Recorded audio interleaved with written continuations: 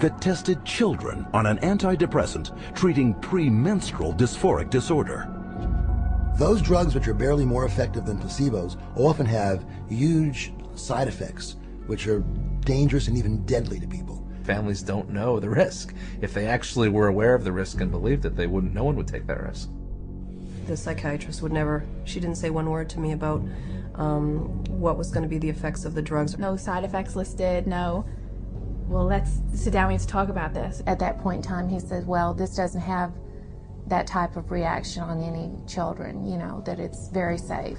If he had told me then what I know now about it, I never would have taken it. She said, oh, Beth must have been on Paxil. That's the only way she would kill herself. And I said, well, what is this? How do people know this? I didn't know anybody would know something like that. And we went on the internet, and all of a sudden you find out it's not uncommon. But it's not uncommon for people to become psychotic on these drugs.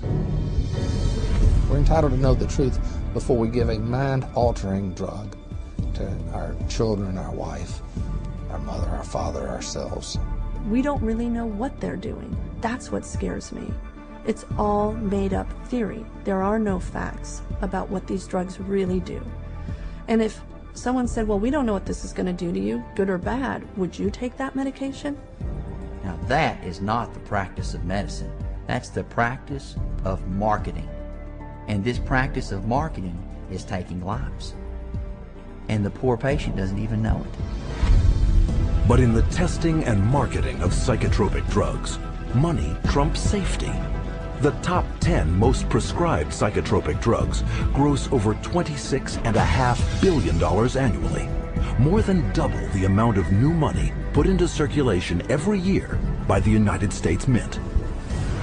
But to make this kind of money, psychiatrists first have to convince the most crucial market segment of all, those with the power of prescription.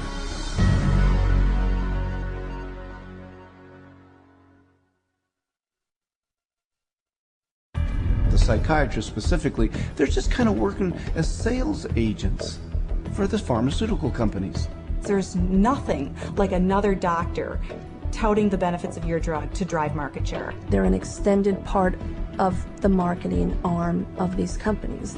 Medications play a primary role. We give drugs. Medication is a must. There's a lot of new medications. There are medications available for treating GAD. Medications to use for PTSD. Antipsychotic medications. Atypical antipsychotics. Benzodiazepines. Stimulants. Antidepressant medications. MAOIs. Amphetamines. Anticonvulsant medications. Once the medications have been balanced out, then we move on to a combination of 3 medicines. There's no absolute limit that is set for the number of medications. There are so many choices. Apparently, we're willing to try almost anything.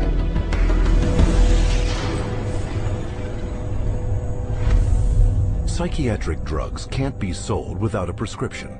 So pharmaceutical companies hire psychiatrists to promote psychiatric drugs to their fellow prescribers. The money trail starts at the world's most prestigious medical schools, in the offices of highly influential university-based or academic psychiatrists. With their seal of approval, pharmaceutical companies make billions on psychotropic drugs. There are a lot of academic psychiatrists especially who have ties to 10 or 15 or 20 different pharmaceutical companies, and so they're making a very large amount of money. Whether they're professors or whether they work at big, medical institutions, those drug companies will make sure that they've got them on the payroll somehow. They'll have this person feed this information to their other peers, but it's all being motivated through monies being funded by pharmaceutical companies. About 40% of the early stage marketing dollars for pharmaceutical companies go straight to these thought leaders, psychiatrists. These financial arrangements with so-called key opinion leaders are very lucrative. A top academic psychiatrist can personally rake in over $500,000 per year from pharmaceutical companies. These people are still considered the stars of their medical centers because they bring in all this great money from the pharmaceutical companies, and that helps keep the coffers of the medical center full. Universities receive a lot of money from the pharmaceutical industry. Drug companies are building buildings right next to the medical school. They're funding research right and left. The University of Michigan Depression Center received, I think it was $750,000 from Eli Lilly, and all they do down there is crank out this biological view of psychiatry and mental illness and depression.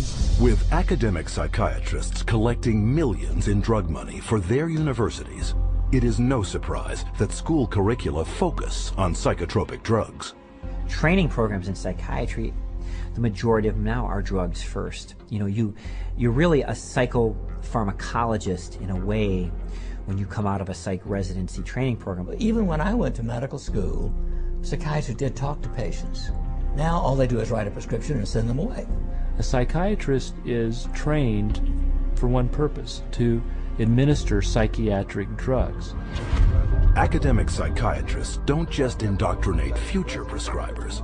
They also heavily promote these drugs to their peers. First, by creating clinical trial studies, passed off as unbiased research that push both an invented psychiatric disorder and the drug to manage it. These studies are planted in professional journals to be read by their colleagues and quoted in the media.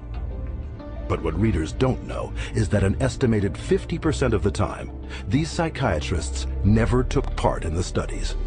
One of the most unethical practices we're aware of is ghostwriting of journal articles, where somebody at the pharmaceutical company will write the paper and the academic physician will put his name on it and get it published in a major journal when he maybe changed 3 or 4 words in the whole article, and the article was basically written as a marketing tool by the drug company, and yet this academic puts his name on it as if he's the author. He has had no part in the study, and also he probably hasn't even read the study results, but he is prepared to receive $10,000, $20,000 to put his name at the front of the research, which gives it added authority. Ghostwriting is so common that even the psychiatrist running the FDA department evaluating psychiatric drug safety has attached his name to ghostwritten articles. The average physician picks that up and reads it. He believes it. And it's not a mystery that he would believe it. It seems reasonable that it's in black and white, it's in a good journal, it's in the New England Journal of Medicine, it must be true. These journals are often sent free to psychiatrists and doctors under the guise of legitimate medical research. And why are they free? Because pharmaceutical drug ads reap huge revenues for their publishers. So if you go through a medical journal, you'll see page after page of advertising for bipolar disorder and treatment of using medications, or advertisings for depression and treatment of using medications, schizophrenia. So it's really everywhere. I remember just a couple of years ago, the first time I opened the journal from the American Psychological Association called the APA Monitor, and there was a multi-page ad, high gloss, very expensive, for Concerta, which is time-release Ritalin. I resigned from the American Psychological Association. I wasn't going to be part of this whatsoever. It's very hard when your major source of income is advertising and advertising placement to write an article that's negative about a particular drug and expect that company to continue to buy ads in your medical journal. So that's a major issue.